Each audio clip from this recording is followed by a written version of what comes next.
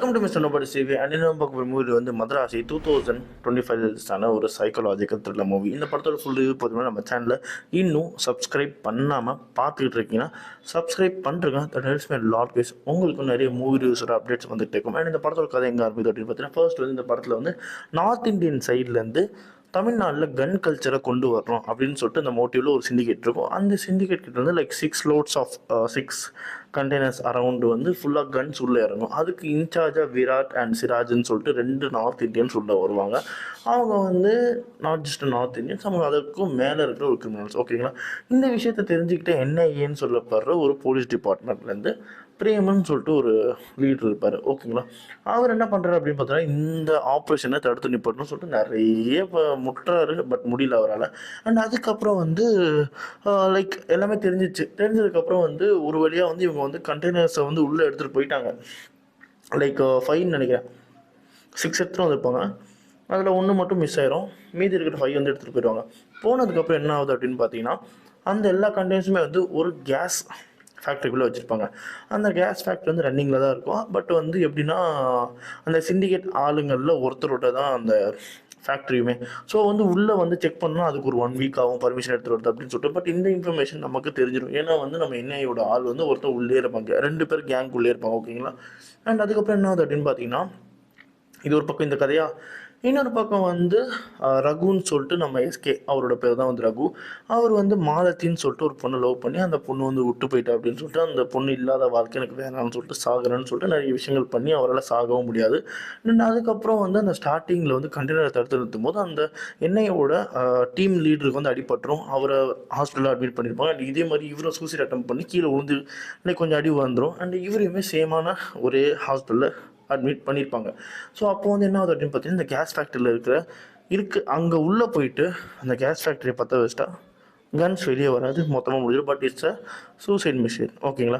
So இதுக்கு சரியான ஆள் வந்து தேடிட்டு இருக்க அந்த சமயத்தில் தான் நம்ம அந்த லீடருக்கு வந்து நம்ம ரகு வந்து கண்ணுக்கு தென்படுறாரு. கண்ணுக்கு தென்படுறதுக்கப்புறம் ரகு கிட்ட வந்து சொல்கிறார், இந்த மாதிரி இந்த வேலையை முடிச்சுட்டு போய் நீ சாவப்பா அப்படின்றவர்.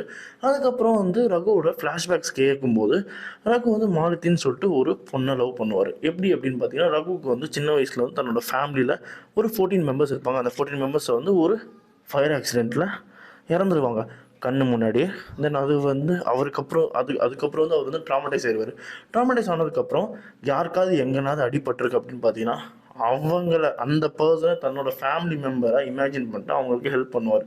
ஸோ இப்படிப்பட்ட ஒரு டிஸார்டர் இருக்குது நம்ம ரகுக்கு.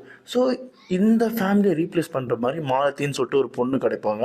அவங்க வந்து ரகுவை பிடிச்சதுக்கு காரணமே இந்த ஹெல்பிங் மைண்ட்னால தான். ஸோ வந்து மாலத்தி வந்து அவங்க ஃபேமிலி மெம்பர்ஸை ரீப்ளேஸ் பண்ணதுக்கப்புறம் அந்த ஹெல்பிங் மைண்ட் மாறி Raghu becomes a ordinary person. But மாலத்திக்கு ஒன்றுனா ரகு சும்மா இருக்க மாட்டார். ஸோ இதை தெரிஞ்சுக்கிட்ட மாலத்தி, எனக்காக அவன் நல்லது பண்ணுறது நிப்பாட்ட வேணாம் அப்படின்னு சொல்லிட்டு நான் போகிறேன்னு சொல்லிட்டு அவங்க வந்து போயிடுவாங்க. அண்ட் அதுக்கப்புறம் வந்து இவர் சூசைட் பண்ணிக்கிறாரு அப்படின்னு சொல்லிட்டு தெரிஞ்சுட்டு இவங்க வந்து திரும்பி வந்து நம்ம ரகுவை தேடி வந்துடுவாங்க. அப்போன்னு பார்த்து நம்ம ரகு அந்த ஃபேக்ட்ரிக்கே போயிடுவார். அங்கே போயிட்டு அங்கேருந்து வந்து படம் வந்து லைக் அங்கேருந்து திரும்பி அப்படி இப்படின்னு சொல்லிட்டு மாறி எல்லாருமே வந்து மாலத்தி பக்கம் மாலத்தி மேலே கை வச்சா ரகு என்ன பண்ணுவார்னு சொல்லிட்டு தெரிஞ்சு அதுக்கப்புறம் வந்து இந்த கேமை வந்து ரகு வந்து எப்படி முடித்தார் அப்படின்றது இந்த படத்தோட கதை. இந்த படத்தில் வந்து லைக் இந்த கன் கல்ச்சர் சின்ன மெசேஜாக சொல்லியிருந்தாலும் இந்த லவ்வை வந்து பயங்கரமாக சொல்லியிருப்பாங்க. ஓகேங்களா? ஸோ இது வந்து ஒரு பக்கா கமர்ஷியல் மூவி. எப்படி சொல்கிறதுனா, இந்த தடவை வந்து எல்லா டேரக்டர்ஸும் வந்து கவுத்து விட்டுட்டே இருந்த சமயத்தில் முருகதாஸ் ஐயா வந்து கவுத்து விடாமல் ரொம்ப கமர்ஷியல் ஹிட்டுன்னு சொல்ல முடியாது, கரெக்டான ஒரு ஹிட் படத்தை கொடுத்து தப்பிச்சிருக்காங்க. முருகதாஸையும் தப்பிச்சிட்டாரு, எஸ்கேவும் தப்பிச்சிட்டாங்க. ஓகேங்களா? அண்ட் இது வந்து ஒரு அபவ் ஆவரேஜ் மூவி. அதனால இந்த படத்துக்கு நான் ஒரு 3.5 தருவேன். அண்ட் இதே மாதிரி இந்த படத்தில் முக்கியமான விஷயம் என்ன அப்படின்னு பார்த்தீங்கன்னா, மாலத்தின்னு சொல்ல அந்த கேரக்டர் வந்து இப்போது எல்லா பசங்களுக்கும் ஃபேவரட்டான ஒரு கேரக்டராக மாறிட்டே வருது. ஸோ ஏன்னா படம் பார்த்தவங்களுக்கு கண்டிப்பாக தெரியும். ஓகேங்களா? அண்ட் இதே மாதிரி மூவி நம்ம சேனலில் சப்ஸ்கிரைப் பண்ணுறது மிஸ்டர் நோபடி சந்திக்கிறேன். Bye, have a great day guys.